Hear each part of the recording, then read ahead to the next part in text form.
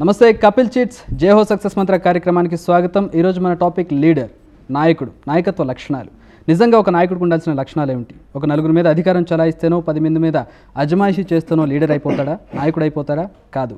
మరి నిజంగా నాయకత్వ లక్షణాలు అంటే ఏమిటి, ఎలా ఉండాలి, ఇలాంటి విషయాలు చెప్పడానికి మనతో పాటు ప్రముఖ వ్యక్తిత్వ వికాస నిపుణులు, హిప్నో సైకోథెరపిస్ట్ క్రాంతికారి గారు, అలాగే కొంతమంది స్టూడెంట్స్ ఉన్నారు తమ డౌట్స్ క్లారిఫై చేసుకోవడానికి. Let's enter into the discussion. Krantikari గారు నమస్కారం.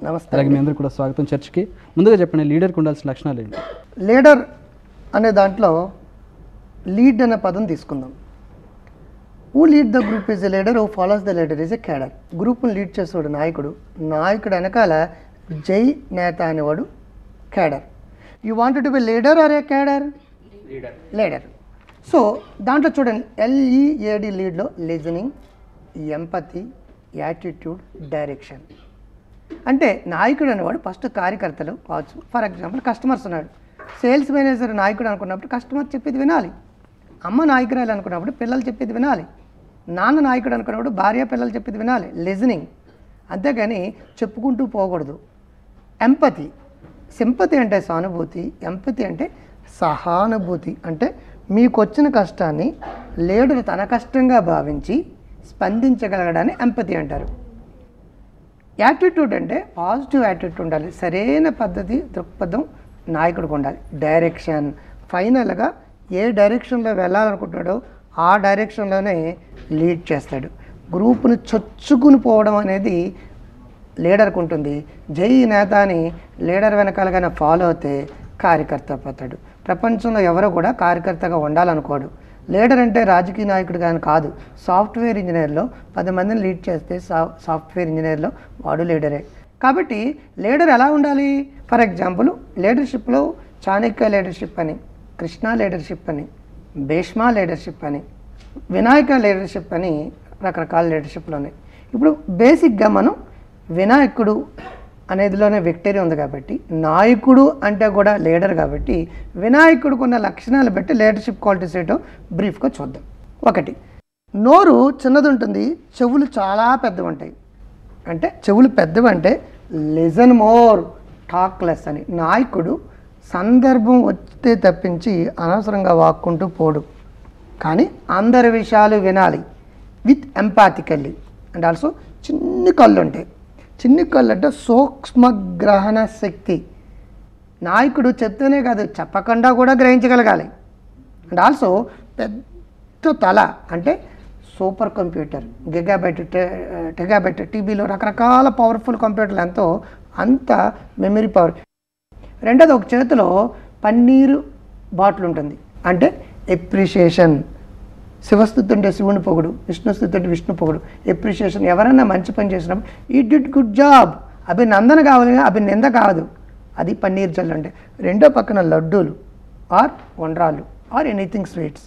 అంటే ఎవరైనా ఏదైనా మంచి పని చేసినప్పుడు నువ్వు బాగా చేసేవని ప్రశంసించడమే కాకుండా, ఏదైనా మంచి చేసినట్టు గిఫ్టుల రూపంలో కానీ ప్రజెంటేషన్ రూపంలో కానీ ఇచ్చినప్పుడు వాళ్ళు నాయకులకి కింద కేడర్ బాగా పనిచేస్తారు.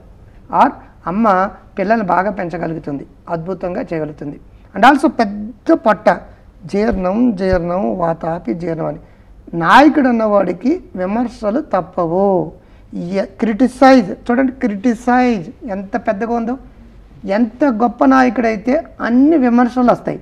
కాబట్టి విమర్శలు వచ్చినప్పుడు బాబోయ్ నేడుతూ కూర్చోకుండా జీర్ణం వాతాపి జీర్ణం అని ఆ రాళ్ళు, మీ మీద రాళ్ళు వేస్తుంటే రాళ్ళు తీసుకుని ఇల్లు కట్టుకోమని పాజిటివ్ థింకింగ్లో చెప్పినట్టుగా క్రిటిసైజ్ చేసినప్పుడు కూల్గా దాన్ని యాక్సెప్ట్ చేయని. అలాగే చిన్న ఎలుక ఉంటుంది. ఎలుక ఒక చోట కుదురుగా ఉంటుందండి. అది సంచలన మనస్తత్వం. నాయకుడు ఎటువంటి వాడంటే తన కింద పనిచేసే కేడరు ఆర్ అమ్మ, తన పిల్లలు, ఒక బాసు, తన కింద పనిచేసే ఉద్యోగులు, వాళ్ళు కుదురు తక్కువగా ఉన్నప్పటికీ కూడా ఎలుకల చుంచుల వినాయకుడి కింద ఎలా కూర్చుందో అలా కూర్చునేటట్టు చేయగలడమే అద్భుతమైన లీడర్షిప్. చూడండి, కుదురుగా లేని ఎలక ఎలా కూర్చుంది అది. అలాగే ఎప్పుడు ఏ కార్యకర్త కుదురుకుంటాడు, ఉద్యోగులు ఏ ఉద్యోగి కుదురుకుంటాడు, బాసులు వాళ్ళ యొక్క మెంటాలిటీని బట్టి జాగ్రత్తగా మౌలు చేసి కుదురుగా కూర్చోబెట్టాడు లీడర్షిప్. అండ్ యాజ్ అది ఇంకో మీనింగ్ ఉంది ఎలక్కి. అంటే ఎన్ని అడ్డంకులు ఉన్నా సరే ఎలాగ ఏం చేస్తుందంటే చిన్న కన్నం ఉంటే సరే వెళ్ళిపోతుంది, లేదా కన్నం లేకపోతే కన్నం పెట్టుకుని వెళ్ళిపోతుంది. లీడర్ ఎలా ఉండాలంటే ఇనిషియేషన్, చొరవ. వీపీకి విఏపీకి తేడా ఏంటంటే చొరవ, ఇనిషియేషన్, చొరవతో ముందుకెళ్ళిపోయే శక్తి ఒక లీడర్గా ఉంటుంది. కాబట్టి ఈ క్వాలిటీస్ అనే వినాయకుడు ఉన్నాడు కాబట్టి వినాయకుడిని కానీ మనం ఆ క్వాలిటీస్ని ఎక్వైర్ చేస్తే మనం కూడా వినాయకుడు లాంటి నాయకుడు అయిపోతాం.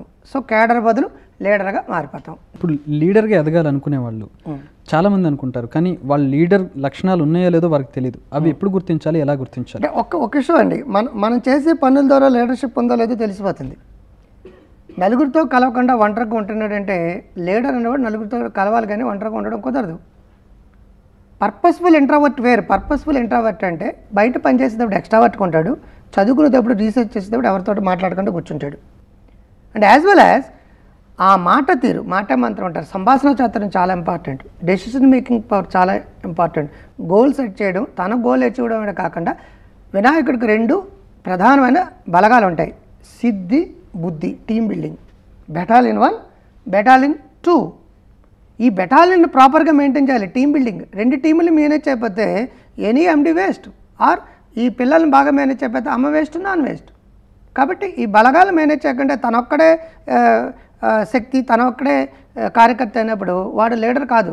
లీడర్ అంటే కింద కార్యకర్తలు ఉండాలి, ఆ కార్యకర్తలు కూడా లీడర్గా మార్చితే మహానాయకుడు అవుతాడు.